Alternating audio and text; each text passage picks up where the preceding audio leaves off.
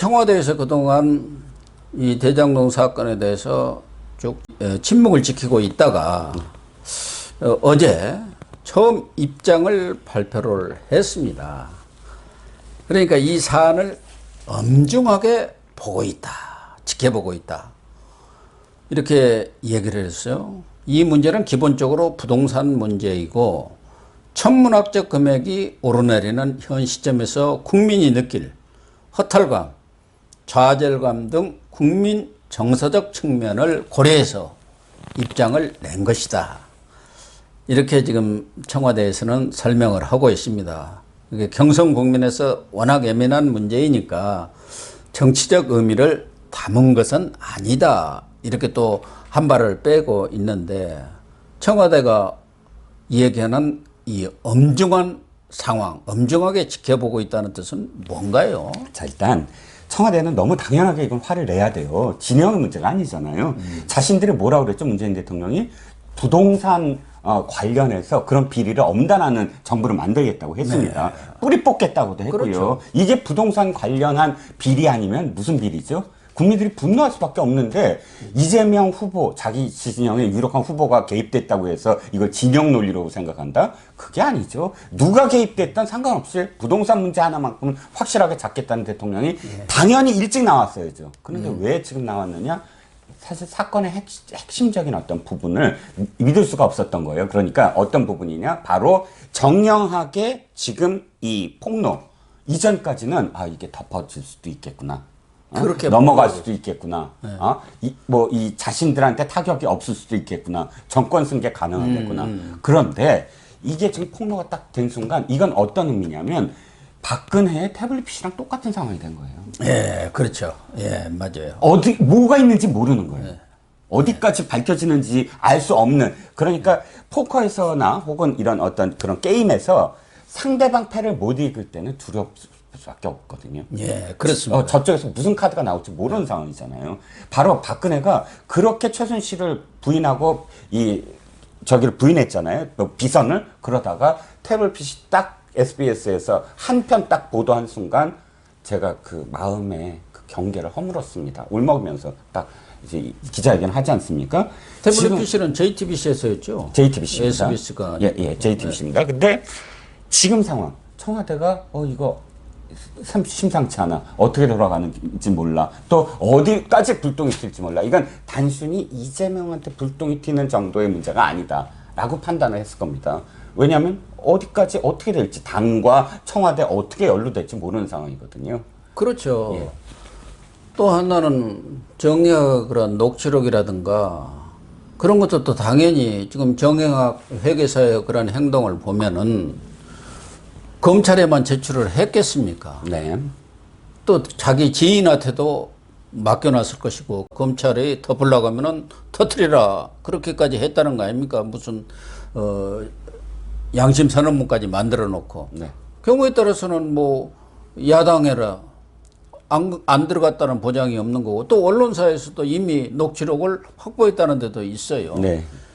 그 녹취록 외에도 여러 가지 제보들이 지금 쏟아지고 있지 않습니까? 네. 언론사에. 왜? 거기에 관련된 이해 관계자가 너무 많으니까. 그런 큰 사업을 하다면은 뭐 성남 시청, 또 뭐 경기도청은 물론이고 그 도시개발공사, 거기에 관련해서 또 많지 않습니까? 거기에서 별 이익을 못 본 사람들도 있을 것이고, 야, 나도 가서 그 고생 죽으라고 했는데 이익은 자기들이 다 나눠 먹어버려? 나한테는 뭐 10원 한 장 안 와? 그 성질 나죠. 그럼 다 여기저기 뭐 제보를 할 수밖에 없지 않습니까? 그게 인지상정이에요. 그럼요. 예. 그러니까 지금 언론사에도 쏟아져 들어오니까 청와대로서는 잘못하고는 이거 임기 마치고 나갔어도 거기에 연루돼 갖고 이거 오랏줄 차는 거 아니야? 네. 그런 우려까지도 할 수 있는 거고, 또 하나는 4.7 재보선을 받지 않습니까? 그렇죠. 예. 그러니까 여기에 국민들의 좌절감, 허탈감, 이 얘기를 하고 있는 거 아닙니까? 그렇죠. 그러니까 사실 저는 최순실 사건과 비슷한 양상을 가고 있다. 그러니까 언론들이 뭐 이게 진영이랑 상관없이 방송 그다음에 뭐 종이신문 상관없이 다 뛰어드는 상황이 있거든요. 이건 네. 뚝이 무너지는 상황입니다. 네, 뚝이 무너진 선배님 뭐 오랫동안 언론에 계셨으니까 감을 더 잡으시겠지만 어느 순간부터 딱 이건 어떠한 그런 그 정치권이나 뭐나 못 막는 상황이 있어요. 네. 왜? 서로 단독 경쟁 벌이고 완전히 어떤 팩트가 지금 확인되고 있는데 내가 이념이 달라서 안 뛰어들어? 그건 끝나는 거거든요. 그거는. 예. 그리고 기자들이 아무리 이념 무능하지만 막 그 편집국장한테 막 난리가 날 겁니다. 우리 왜 안 하냐. 그러니까 지금 한겨레와 경향신문 보시면 경향신문이 초기에 단독을 몇 개 터뜨려줘요. 그리고 한겨레가 뒤늦게 경향이 하는데 그리고 한겨레도 계속 단독이 나옵니다. 그리고 JTBC를 포함해서 지금 MBC도 몇 개 이렇게 이 라디오 같은 걸 보면 훨씬 옛날부터 지금 이 이재명 이 대장동 의혹에 대해서 객관적으로 지금 보도를 하고 있어요. 그러니까 이건 프라이밍 이론이라고 그래서 점화 이론이라고 해서 어느 순간 딱 되면 불이 확 붙어서 불을 끄지 못하는 그런 이슈가 몰리는 상황이거든요. 그러니까 이건 제가 보기에 지금 이재명이 뭐 그 경선에서 지금 당선이 되고 후보가 되고 지금 지지율이 높다 본선이랑은 다르다는 거죠. 그러니까 이재명이 지금 아무리 발뺌을 하더라도 국민들의 지금 부글부글 끓어오르는 이 분노, 어떤 좌절감, 허탈감이 일정 인계 수준에 거의 가까워 올 수가 있는 것이고 그것이 지금 시간이 갈수록 계속 터져 나오고 또 검찰 수사에 들어가고 검찰 수사가 미적거리면 또 그 국민의 분노를 더 아마 촉발할 겁니다. 그게 내년 3월 8일 그 무렵에 터졌다고 하면은 똑같은 4.7 재보선 재판이 된다고 지금 보는 것이죠. 이 정부가. 그래서 이 사안을 그냥 덮을 수 있는 한계가 지났다. 엄중하다. 이렇게 보는 거 아니겠습니까? 그러니까 뭐라도 한마디 하지 않으면 안 될 상황이 온 거고요. 그러니까 뭐 문재인 대통령도 참모들한테 국민의 분노가 크다. 이렇게 하고 최근에는 뭐 매일 이 대장동 사태를 참모들이 대통령한테 일일 보고를 한다는 거 아닙니까? 뭐 지금 기사에 거의 50%가 대장동 얘기 아닙니까? 당연히 보고를 해야 되고 이건 미확인입니다만 제가 사실 그 취재한 부분에서 어느 순간 이 특검 못 받아 아무것도 못 받아 이거 검찰이 알아서 할 거야라고 이재명이 그러다가 합수부 받겠다는 얘기 하잖아요. 지금 합수부에 대해서는 경찰청장도 국가수보다는 합수부로 가는 것이 합수본으로 가는 게 좋겠다고 국감에서 얘기했지 않습니까? 그래서 이재명이 그 합수본을 하겠다라고 한 순간이 변곡점이다. 이 변곡점은 사실 청와대가 설득을 했다라는 말도 있습니다. 이건 합수본은 받아야만 한다. 뭐 아직 구체적으로 그 증거를 댈 수는 없지만, 그러니까 청와대의 지금 인식이 이거 비상이다라는 인식은 확실한 것 같습니다.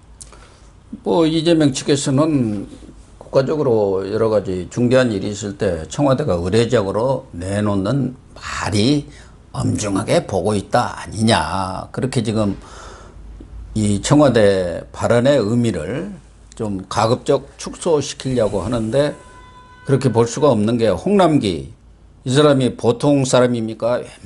웬만하면 이런데 발 빼고 이렇게 가급적이면은 정치적 발언을 안 하려고 몸부심하는 사람인데 국감에서 상당히 이 얘기를 세게 했더라고요 보니까. 네, 그렇습니다. 그래서 이미 김부겸 총리도 내가 생각해도 이상합니다라는 발언을 해서 여지를 뒀는데 홍남기 역시 이 사안에 대해서 결을 좀 달리하죠.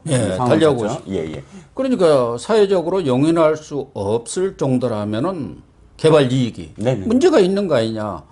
불법 요인이 있다면 단호히 대응을 하겠다 하면서 상당히 강경 입장을 표명을 한 걸 보면은 여권 핵심부에서도 이 사건을 어떻게 다뤄야 할지 그게 지금 심도 있게 논의되고 있는 것이고 그 과정에 청와대에서 오늘 어떻게 보면 꼭지를 좀 딴 것 아니냐 그렇게 보는 것이죠. 결과적으로 보면은 이재명이가 이제 곧 10월 8일인가요? 네네. 뭐 경기도하고 민주당, 서울하고 민주당 경선에서 경선 후보로 확정이 되겠습니다만은 지금도 사실상 확정은 돼 있는 상태입니다. 그렇죠. 매직 넘버가 10만밖에 안 남았거든요. 과연 이재명이가 계속 민주당 대권 후보가 될 수가 있겠느냐. 그게 이제 관건 아니겠습니까? 그렇죠. 그런데 이 정여광의 폭로가 사실 좀 늦었어요. 제가 보기에는.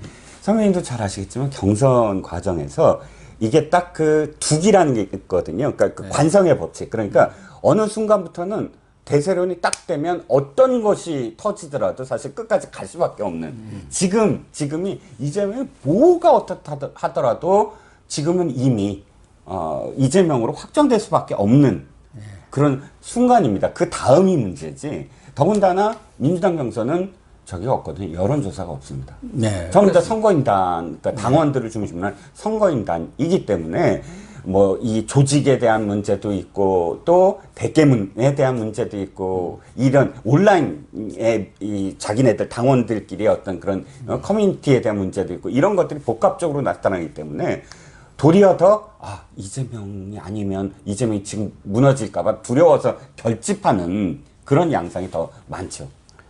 그러니까 오히려 이재명이가 이렇게 엄청난 대장동 비리가 터져 나왔는데도 불구하고 지지율은 더 올라가고 있는 거 아니겠습니까? 친문 세력이라든가 대깨문들은 위기의식 때문에 이재명으로 똘똘똘 지금 뭉치는 그런 상황이라고 봐야겠죠. 그러나 본선은 자기들끼리 경선이 아니지 않습니까?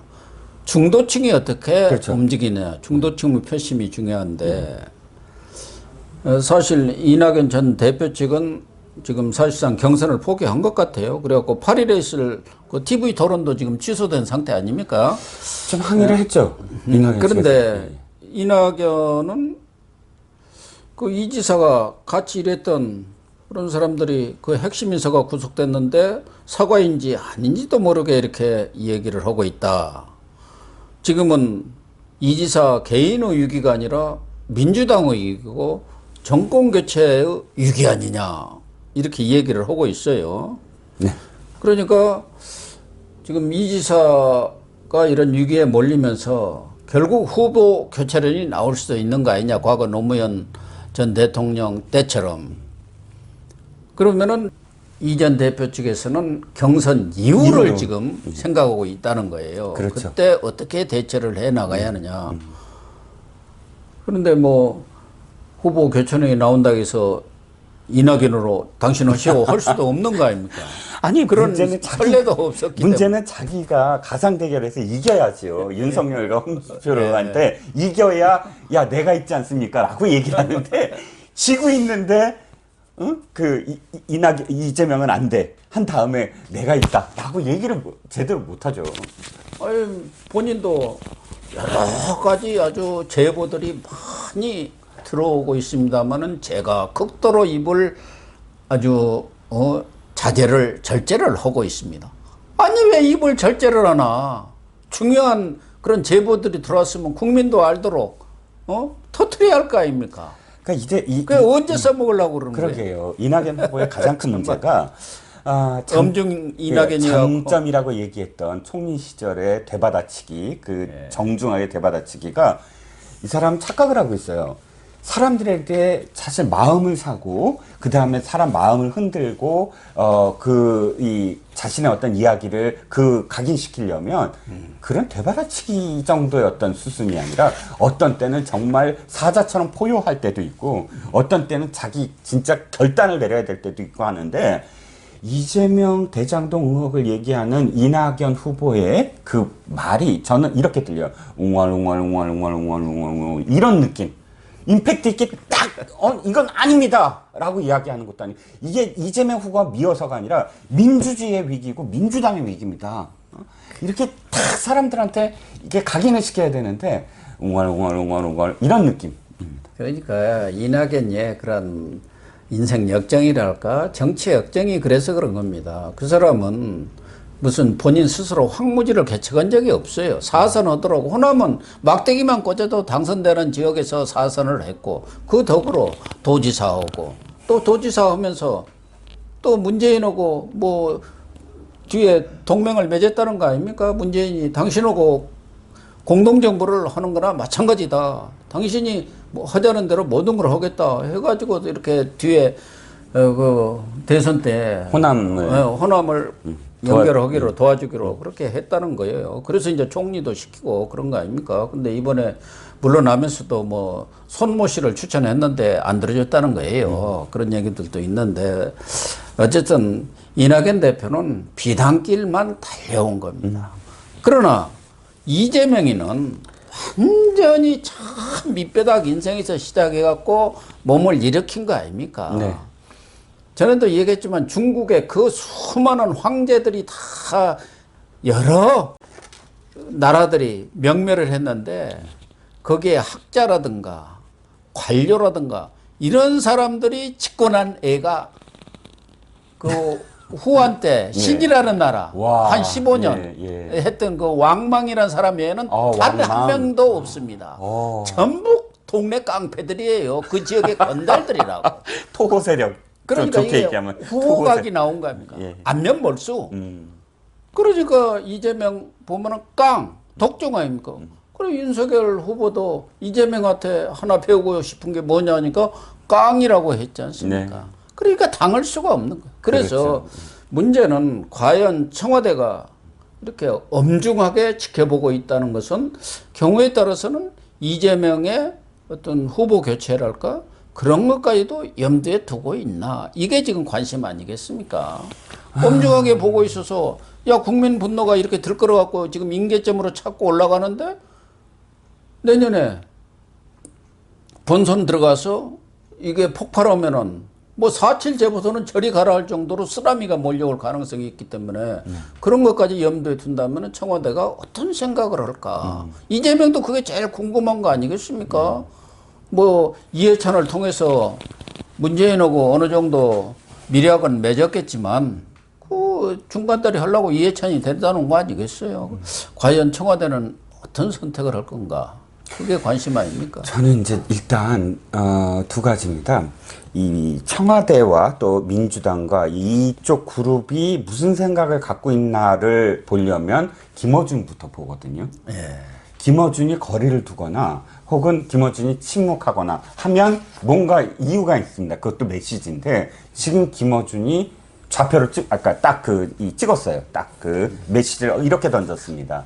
자, 지금 돈 받은 게 없으면 이재명한테 죄가 없다. 이렇게 얘기를 했거든요. 김어준이 나서기 시작했다는 건 어쨌든 아직은 이재명에 대해서 교체를 한다거나 할 타이밍이 아니고 지켜봐야 된다라는 뜻으로 읽히고, 두 번째가 이제 청와대의 입장.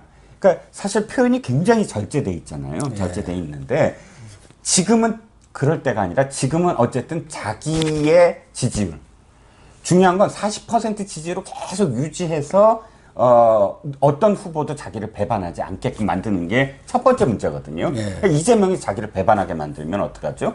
뭐 이재명이 본선 진출하자마자 문재인은 잘못했고 뭐 부동산 잘못했고 이렇게 중도를 의식해서 하기 시작하면 완전히 그 노무현 정부 짝이 낫지 않겠습니까? 그러니까 현재는 이재명을 지금 거스를 수 없다.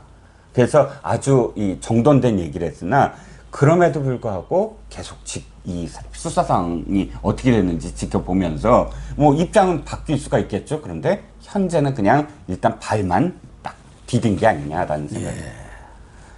그런 것 같습니다. 양다리 걸치는 데는 또 문재인도 뭐 달인 정도 아닙니까? 그렇죠. 자기 몸부신하고 그런 데는 아주 특별한 재능이 있는 분이니까 만약 그 경우에 대비해서 내가 그때 엄중하다고 했지 않느냐 이렇게 빠져나갈 수도 있고 아니면은 나는 그냥 의례적으로 엄중하다고 얘기한 거야. 이재명 걱정하지 마. 이게 이길 것 같으면 그렇게 가지 않겠나 하는 생각도 드는데요. 좀 더 지켜보기로 하시죠.